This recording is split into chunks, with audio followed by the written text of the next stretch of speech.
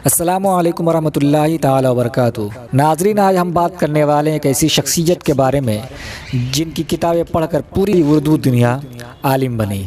جی ہاں، ہم بات کر رہے ہیں حضور صدر الشریعہ مفتی محمد امجد علی اعظمی علیہ رحمت الرضوان کے بارے میں، جن کا لقب صدر الشریعہ بدر الطریقہ ہے، جن کا سلسلہ نسب مولانا مفتی محمد امجد علی اعظمی بن مولانا حکیم جمال الدین بن حکیم مولانا خدا بخش بن مولانا خیر الدین علیہ الرحمہ ہے۔ آپ کے والد ماجد حکیم جمال الدین اور دادا حضور خدا بخش فن طب کے ماہر تھے۔ تاریخ ولادت آپ رحمۃ اللہ تعالی علیہ 1300 ہجری بمطابق نومبر 1882 عیسوی کو محلہ کریم الدین قصبہ گھوسی ضلع اعظم گڑھ ریاست اتر پردیش ہندوستان میں ایک علمی گھرانے میں پیدا ہوئے۔ ابتدائی تعلیم اپنے دادا حضرت مولانا خدا بخش سے گھر پر حاصل کی، پھر اپنے قصبے ہی میں مدرسہ ناصر العلوم میں جا کر مولانا الہی بخش صاحب سے کچھ تعلیم حاصل کی، پھر جون پور پہنچے اور اپنے چچا زاد بھائی اور استاذ مولانا محمد صدیق سے کچھ اسباق پڑھے، پھر جامع معقولات و منقولات حضرت علامہ ہدایت اللہ خان رامپوری علیہ رحمۃ الرضوان سے علم دین کے چھلکتے ہوئے جام نوش کیے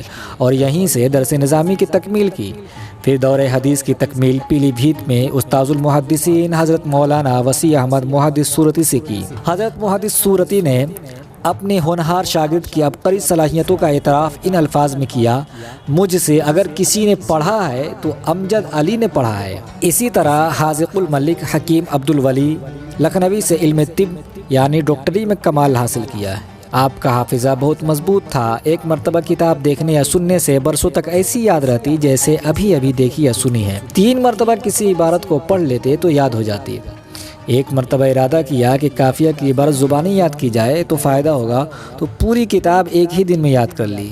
الحمدللہ علی ذالک۔ آپ علیہ رحمہ امام اہل سنت مجدد دین و ملت الشاہ امام احمد رضا خان قادری علیہ رحمۃ الرضوان کے مرید اور خلیفہ تھے۔ آپ کی سیرت و خصائص یہ ہے کہ آپ فقیہ اعظم، مجمع الطریقین، صدر شریعت، بدر طریقت، حکیم الامت، محسن اہل سنت، خلیفہ اعلی حضرت، بقیت السلف، حجت الخلف، سیدنا و مولانا مفتی محمد امجد علی اعظمی علیہ رحمہ کہ علم، تواضع، شفقت، حلم و عفو، حیا و وقار، عبادت و ریاضت، زہد و تقوی، عفو و وفا، جود و سخا، نصیحت و شفقت، الفت و مروت، بردباری، کسر نفسی اور اخلاق حسنہ، الغرض جملہ صفات عالیہ آپ کی ذات میں بدرجہ اتم پائی جاتی تھی۔ حضرت صدر الشریعہ علیہ رحمہ ساری زندگی خلوص و للہیت کے ساتھ درس و تدریس، تصنیف و تعلیف، واعظ و نصیحت کی صورت میں دین اسلام کی حقیقی خدمت کرتے رہے۔ آپ نے اپنے بعد والوں کے لیے ایسے انمٹ نقوش ثبت کیے ہیں کہ انشاءاللہ جن کا اثر تا قیام قیامت قائم رہے گا اور خدام دین کے رہنمائی کرتا رہے گا۔ صدر الشریعہ نے اعلیٰ حضرت امام اہل سنت کی خدمت میں 18 سال گزارے ہیں۔ آپ کی جد و جہد اور آپ کی مصروفیات دیکھ کر حیرانگی ہوتی ہے کہ ایک انسان اتنے کام بھی کر سکتا ہے۔ آپ کو انجمن اہل سنت کی نظامت اور اس کے پریس کے اہتمام کے علاوہ مدرسے میں تدریس، دوسرے پریس کا کام یعنی کاپیوں کی تصحیح، کتابوں کی روانگی، خطوط کے جواب، آمد و خرچ کے حساب، یہ سارے کام تنہا انجام دیا کرتے تھے۔ ان کاموں کے علاوہ اعلیٰ حضرت علیہ رحمہ کے بعض مسودات کا مبیضہ کرنا، فتووں کی نقل اور ان کی خدمت میں رہ کر فتویٰ لکھنا، یہ کام بھی مستقل طور پر انجام دیتے تھے۔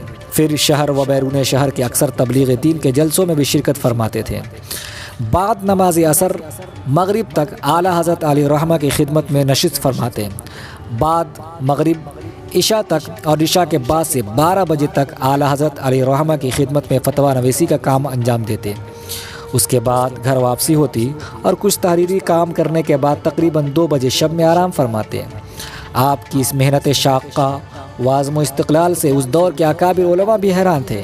اعلیٰ حضرت علیہ رحمہ کے بھائی حضرت مولانا محمد رضا خان علیہ رحمہ فرماتے ہیں کہ مولانا امجد علی کام کی مشین ہے، اور وہ بھی ایسی مشین جو کبھی فیل نہ ہو۔ صدر الشریعہ کے اہل سنت پر احسانات۔ صحیح اور اغلاط سے پاک احادیث نبویہ اور اقوال ائمہ کے مطابق اردو زبان میں ترجمہ قرآن کی ضرورت محسوس کرتے ہوئے اعلیٰ حضرت کی خدمت میں عرض کیا اور اس طرف توجہ مبذول کرائی تو اعلیٰ حضرت علیہ رحمہ نے حامی بھر لی۔ اعلیٰ حضرت علیہ رحمہ ارشاد فرماتے جاتے اور صدر الشریعہ املا کرتے جاتے۔ اس طرح آج امت کے پاس ایک مجدد وقت کا ایک عظیم شاہکار ترجمہ موجود ہے۔ بہار شریعت صدر الشریعہ علیہ رحمہ کا پاک و ہند کے مسلمانوں پر بہت بڑا احسان ہے کہ آپ نے ضخیم عربی کتب میں پھیلے ہوئے فقہی مسائل کو ایک مقام پر جمع کر دیا۔ انسان کی پیدائش سے لے کر وفات تک درپیش ہونے والے ہزارہ مسائل کا بیان بہار شریعت میں موجود ہے۔ فقہ حنفی کی مشہور کتاب فتویٰ عالمگیری سینکڑوں علماء دین علیہم الرحمہ نے عربی زبان میں مرتب فرمائی، مگر قربان جائیے کہ صدر الشریعہ نے وہی کام اردو زبان میں تنہ تنہا کر دکھایا اور علمی ذخائر سے نہ صرف مفتہ بھی اقوال چن چن کر بہار شریعت میں شامل کیے بلکہ سینکڑوں آیات اور ہزاروں احادیث بھی موضوع کے مناسبت سے درج کی۔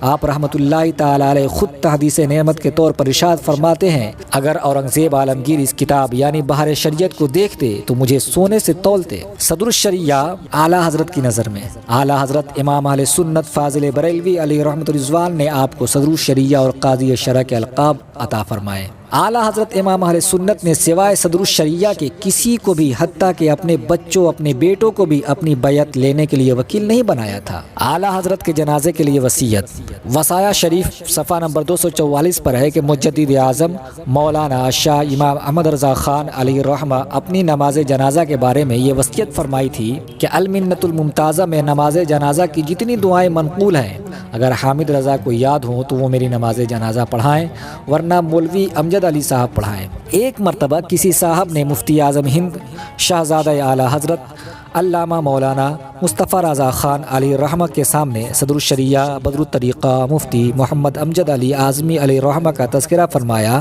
تو مفتی اعظم علیہ رحمہ کے چشمان کرم سے آنسو بہنے لگے اور فرمایا کہ صدر الشریعہ علیہ رحمہ نے اپنا کوئی گھر نہیں بنایا، بریلی ہی کو اپنا گھر سمجھا۔ وہ صاحب اثر بھی تھے، وہ کثیر التعداد طلبہ کے استاذ بھی تھے۔ وہ چاہتے تو بآسانی کوئی ذاتی دارالعلوم ایسا کھول لیتے جس پر وہ تنہا قابض رہتے، مگر ان کے خلوص نے ایسا نہیں کرنے دیا۔ بہار شریعت 17 حصوں میں اردو زبان میں فقہ کے جمیع ابواب پر مشتمل ہے۔ مفتیان کرام کے لیے حوالہ تلاشی کرنے، فتویٰ دینے اور کتب فقہ کی تتبع کا بہترین ذریعہ ہے۔ قیام بریلی کے عرصہ 1916 عیسوی میں اس کی تحریر کا آغاز ہوا۔ امام احمد رضا کی حیات میں اس کے تقریباً 6 حصے مکمل ہو گئے تھے۔ ان حصوں پر امام احمد رضا کی تقریر موجود ہے۔ 1944 عیسوی کو 17واں حصہ مکمل ہوا۔ یہ کتاب اپنی افادیت کے بنا پر 12 چھپ چکی ہے۔ علوم اسلامیہ کی عربی درسگاہوں میں عموماً رمضان المبارک کو تعطیلات ہوتی ہے۔ انہی ایام میں دیگر مصروفیات سے وقت نکال کر آپ نے بہار شریعت کی تصنیف فرمائی۔ آخری سالوں میں متعدد پیہم و حوادثات پیش آئے۔ تھوڑے ہی عرصے میں ان کے خاندان کی 11 اعزاء و اقارب کے وفات نے اس کام کو مزید جاری رکھنے نہ دیا۔ فتویٰ امجدیہ حضرت صدر الشریعہ سے مختلف زبانوں میں مختلف اوقات میں مختلف لوگوں نے فقہی سوالات کیے اور فتوے پوچھے۔ آپ نے سفر میں حضر میں ہر جگہ تحریراً بے شمار فتویٰ عطا فرمائے۔ ان میں سے بعض اہم فتویٰ محفوظ نہ رہیں۔ دوسری جنگ عظیم کے دوران کاغذ ناپید ہو رہا تھا، اس لیے بھی نقول کا کام کما حق نہ ہو سکا، تاہم 1600 صفحات پر فتویٰ امجدیہ کا مسودہ موجود ہے۔ اس کے علاوہ کچھ متفرق اوراق بھی موجود ہے۔ پہلا فتویٰ 7 ربیع الاول 1340 ہجری اور سب سے آخری فتویٰ وفات سے 24 روز قبل 8 شوال المکرم 1367 ہجری مطابق 14 اگست 1948 کا تحریر کردہ دستیاب ہوا ہے۔ محرم الحرام 1326 ہجری جنوری 1943 عیسوی میں اپنے بعض تلامذہ کے اسرار پر امام ابو جعفر طحاوی علیہ رحمہ کی کتاب شرح معانی الاثار معروف بھی طحاوی شریف پر حواشی لکھنے شروع کیے۔ یہ معرکۃ الآراء کتاب حواشی سے خالی تھی۔ مولانا وسیع احمد محدث سورتی علیہ رحمۃ رضوان نے اس پر کہیں کہیں تعلیقات تحریر فرمائے تھے۔ حضرت صدر الشریعہ نے 7 ماہ میں اس کے نصف اول پر حاشیہ مکمل کر دیا۔ یہ حواشی باریک قلم سے 36 سطری 450 صفحات پر مشتمل ہے۔ یہ علمی سرمایہ اب تک چھپا نہیں ہے۔ کاش کوئی ناشر ان کی طباعت کا انتظام کر کے اہل علم سے خراج تحسین اور دعائیں وصول کرے۔ صدر الشریعہ نے قیام بریلی کے زمانے میں 1337 ہجری 1919 عیسوی میں پہلی بار حج و زیارت کی سعادت حاصل کی۔ 1948 عیسوی میں دوسری بار حرمین شریفین کی زیارت و حج کے ارادے سے مفتی اعظم مولانا محمد مصطفیٰ رضا خان قدس سرہ کی معیت میں بریلی شریف سے بمبئی تشریف فرما ہوئے کہ راستے میں بیمار ہو گئے۔ 2 ذی القعدہ 1367 ہجری بمطابق 7 ستمبر 1948 عیسوی کو یہ عازم حرمین اپنے مولا سے جا ملے۔